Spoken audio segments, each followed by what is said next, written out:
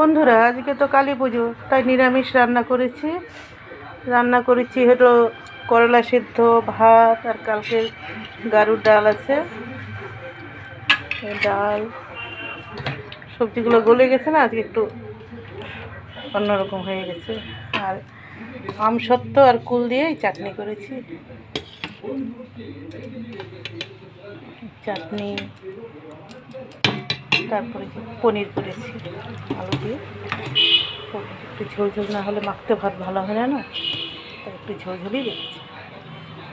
তারপরে আজকে তো 14 প্রদীপ দিব, ওই 14 শাক করেছি। 14 শাক করেছি আর সর্ষে বাটা দিয়ে কাঁচা কলা চচ্চড়ি করেছি। সর্ষে বাটা দিয়ে।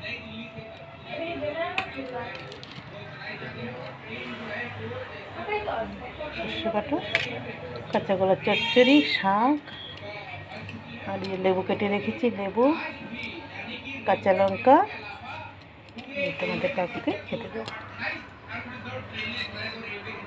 ভিডিওটা তাহলে এখানেই রাখছি।